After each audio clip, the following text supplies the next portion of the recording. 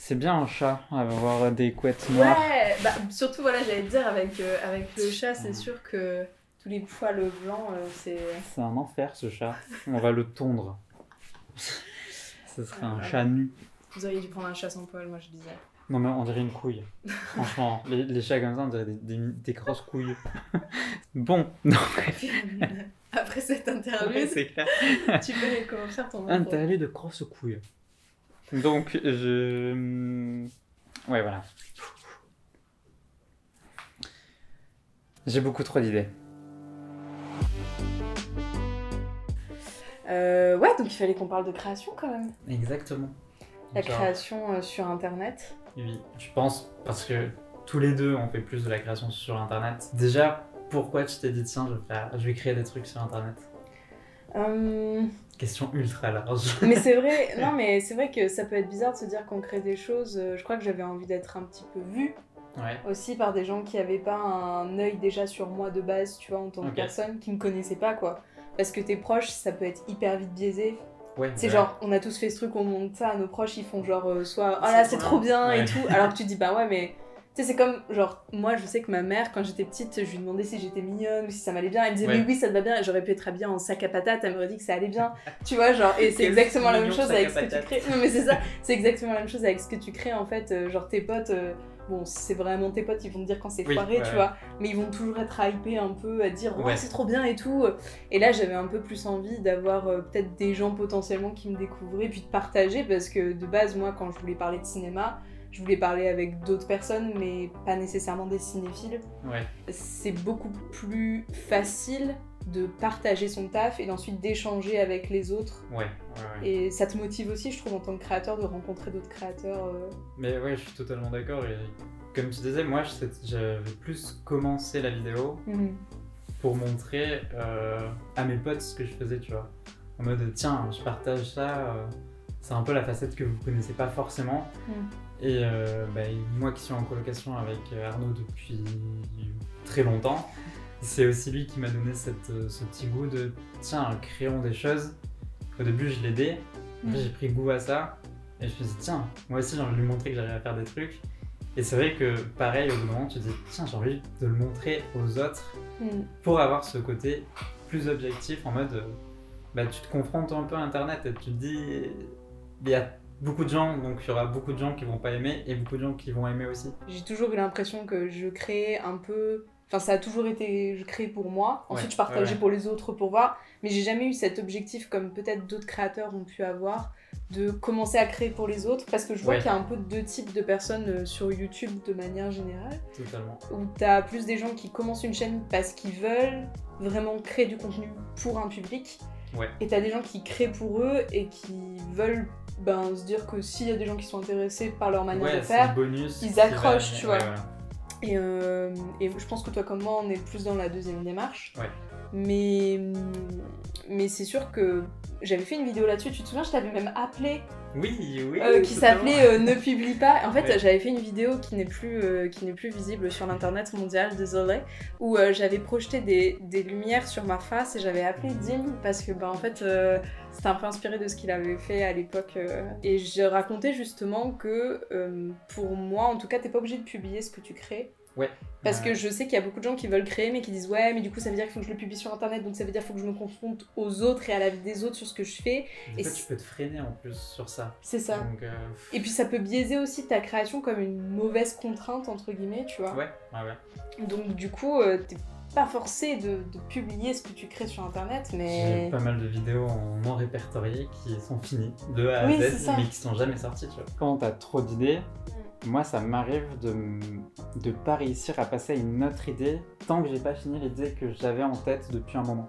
Impossible de me dire tiens commence une nouvelle vidéo tant que la première vidéo est pas finie, pas écrite ou pas montée même.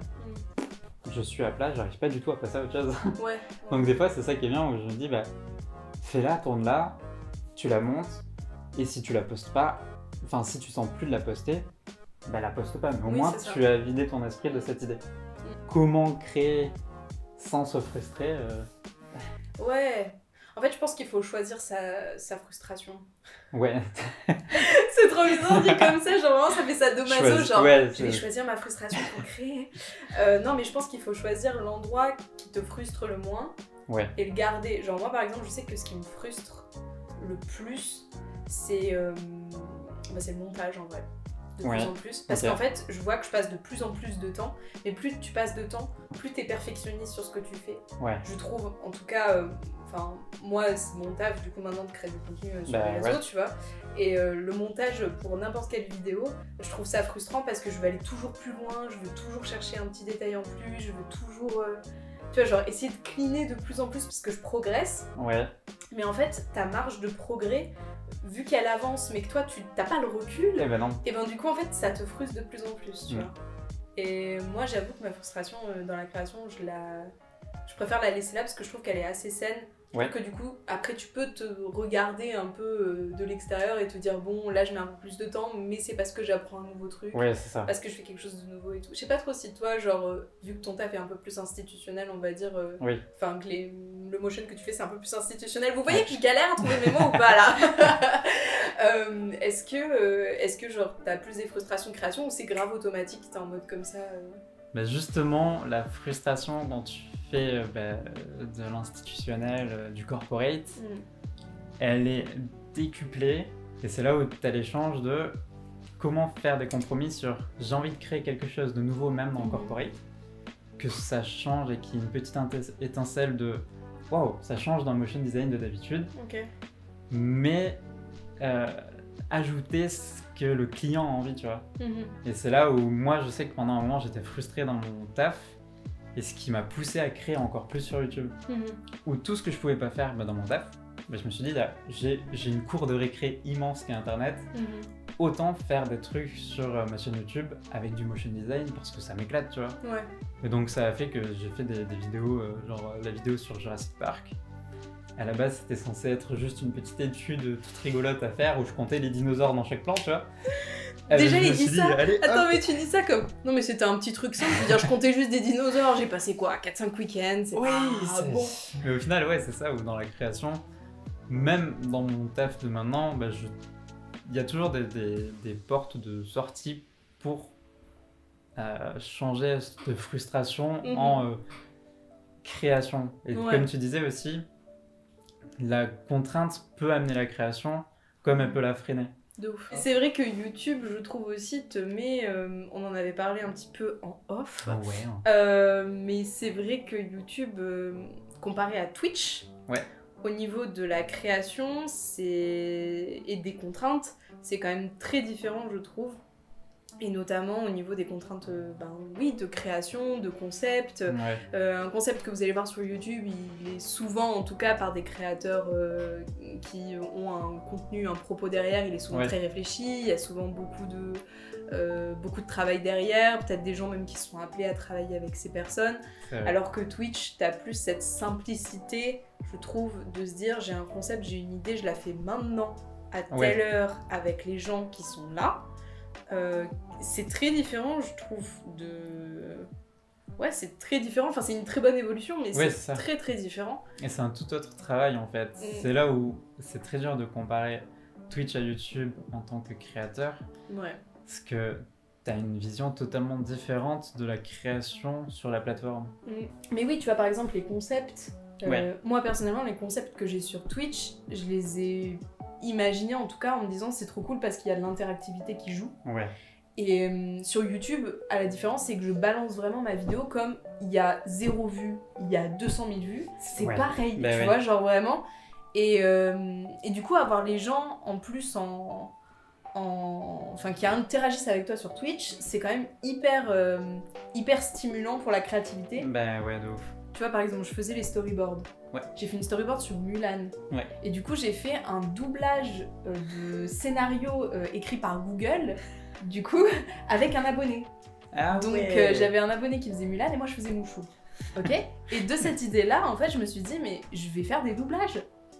Mais et du coup, là, je vais lancer des doublages, tu vois. Et en fait, je trouve ça trop bien, alors que sur un contenu YouTube, c'est plus compliqué. Parce que tu peux pas déjà, les gens qui interagissent avec toi, c'est pas nécessairement ta communauté, donc prendre leur avis en compte, c'est compliqué. Et puis en plus, les commentaires YouTube, c'est vraiment, soit c'est méga génial ce que tu fais, c'est trop bien et tout, ce qui est très cool hein, d'avoir des retours comme ça, mais du coup, c'est très cristallisé comme c'est trop bien, c'est trop génial, voilà, c'est beaucoup de soutien. J'aurais pu être habillée en sac à patates, elle m'aurait dit que ça allait bien. Ou c'est nul, c'est totalement de la merde. Les gens modérés, en fait, ne vont pas. C'est ça, les gens modérés vont pas nécessairement s'exprimer. Alors que justement, sur Twitch, tu vas avoir à la fois des gens qui veulent débattre, à la fois des gens qui veulent parler, à la fois des gens qui veulent pas du tout parler, c'est totalement ok, qui veulent juste écouter en fond, comme nous on le fait, tu vois, genre des lives. Et au niveau du contenu, c'est très différent. Cette interaction, elle te permet de stimuler ta créativité 2 fois plus, je trouve que... Ouais, c'est vraiment 2 systèmes de pensée et de créer. Je pense que les 2 sont ultra bénéfiques parce que tu dois t'adapter sur les 2 et ça te pousse à réfléchir de manière totalement différente. C'est ça, ouais. Donc, et c'est bien d'avoir ces deux cordes à ton arc parce que sur Twitch, la créativité, tu vas devoir t'adapter à ce qui est en train de se passer sur le moment présent, tu vois. C'est clair. Alors que sur YouTube, si tu parles juste d'une vidéo et pas d'une série ou quoi, ta vidéo, une fois qu'elle est postée, dans un sens, t'as plus trop de pouvoir dessus. Ouais. En fait, ça te pousse à encore plus créer et enfin, c'est grisant, tu vois. Oui, c'est ça, et puis il y a tout qui s'entre-nourrit, c'est trop cool. Puis aussi sur Twitch, quand tu... Je sais pas comment dire, mais tu vois, une vidéo YouTube, tu t'investis énormément sur une certaine durée pour sortir quelque chose de qualitatif. Ouais. Et donc, du coup, une fois que c'est sorti, comme tu disais, c'est figé dans le temps. Oui. Sur Twitch, si imaginons, y a un live qui est un peu moins bien, en fait, le lendemain, il y aura un autre live qui sera peut-être un peu mieux. Oui. Et cette notion d'investissement en tant que créateur, je pense que ça peut être assez usant au bout d'un moment si tu fais que t'investir sur des trucs où... Ouais, c'est ça. Où vraiment c'est hard, tu vois, tout le temps, et t'es là genre ok, t'as l'impression que peut-être ça suffit plus, alors que sur les lives justement t'as ce côté beaucoup plus spontané qui peut ressortir plus facilement que sur YouTube, je trouve. Je te suis totalement dans le sens où moi si j'ai fait cette série de mini-vidéos, c'est que sur YouTube je cherchais toujours à... même Léo Grasset avait fait une vidéo sur la psychologie des youtubeurs. Ouais. Où à un moment il dit tu veux toujours faire plus, et moi je suis arrivé à un moment où faire plus c'est mettre encore plus de temps. Je me rendais pas compte que je m'épuisais et que derrière tout ce que je créais, c'est dur de trouver toujours plus en fait. Quand tu vas toujours plus loin, c'est comme si tu créais toujours pour la dernière fois. J'ai toujours cette sensation-là, moi. Comme vrai. Si, alors là, j'ai pas pu faire mieux que là, et puis là, si je meurs demain, c'est bon. Je veux dire, j'ai fait le mieux que je pouvais et tout. Et en fait, ça, c'est tellement épuisant mentalement, je pense, en tant que créateur, parce que tu dois te dire, faut tout le temps que je me donne à fond, et puis en plus que j'aille plus loin, peut-être des fois dans les trucs que je connais pas, pour donner toujours plus. Et cette quête du toujours plus, je trouve elle est hyper néfaste en fait. Si tu vois tout comme si c'était la dernière fois tout le temps, c'est épuisant. En fait c'est ça, ça peut être cool à un moment. Moi je sais que ça marchait comme ça pendant un petit moment. Et tu réfléchis tout le temps. Et vraiment, tu restes dans une sphère de YouTube où toutes les minutes, toutes les secondes de ta vie, tu penses à YouTube. Et tu te dis mince, qu'est-ce que je peux faire? Tiens, je regarde un film. Juste regarder un film, me pousser à me dire ça peut être un sujet de vidéo. Ouais, c'est ça, Au final, je ne regardais plus parce que je voulais pas, je voulais sortir de ça. Et tu fais laisse-moi regarder ce film. Du coup, tu vas plus regarder le film comme un objet de divertissement cool, où tu chill et où ta tête elle est là pour juste voir du cinéma et aimer le cinéma. T'es là pour créer du contenu autour, ça n'a plus aucun rapport. C'est ça, tu profites plus du film. Tu découvres des trucs, mais tu les découvres pas vraiment parce que t'es juste dans l'optique de créer par rapport à ce contenu. C'est ça, Comment tu choisis une idée plus que l'autre? Franchement, je marche qu'à l'envie. Ouais, c'est vraiment... C'est full à l'envie. En fait, je fais le premier truc qui me vient en tête. Par exemple, si je dois écrire une vidéo sur un sujet, je me dis bon, j'ai envie d'écrire là-dessus. Du coup, on va faire ça. Voilà, stop. En fait, mon cerveau, il fait pas mon cerveau fait pas un benchmark de la meilleure idée de la Terre. Mais quand je crée des choses perso, je pars du principe que j'ai 0 personnes qui vont le voir. 0 vues, 0 abonnés, c'est ça. Et en soi, si j'écoute le public, entre guillemets, et en fait, c'est plus ma chaîne, c'est la chaîne de mes abonnés. Oui, ouais, tu vois ce que je veux dire, je vois. À la différence de Twitch, où si quelqu'un me dit putain ça serait trop génial si genre tous ensemble on faisait ça et tout, qui me dit sur le Discord ouais on organise un truc ou quoi, je suis pas nécessairement réfractaire en me disant ouais ben vas-y viens on organise un truc. Ouais, c'est plus là où ouais, Twitch ça fait plus ta cour de récré où totalement tu peux dire bah tiens vas-y ouais on va jouer à ça. Oui c'est ça, bah t'es avec ta communauté du coup quand ils proposent des trucs t'es plus dans un délire de bah venez on essaye tu vois. Ouais. Alors que ben me dire ouais fais telle vidéo sur tel truc, déjà même mon daron il me parle pas comme ça, on se calme tu vois. Wow. Mais en fait c'est ton père. Ouais, c'est ça. Ok papa. C'est bon. Mais je préfère me dire que je crée toujours par envie parce que c'est par là que les gens se sont abonnés à moi tu vois. Oui mais c'est ça en fait. Puis moi ça se voit par rapport à ma personnalité que si je fais pas un truc que j'aime pas je vais être comme ça genre salut à tous. Yes. Alors, c'est la meilleure vidéo de l'année que vous verrez sur ma chaîne, c'est super cool. Je vais pas raconter comme ça. Ouais, il est bien le film. Ouais. Il est génial.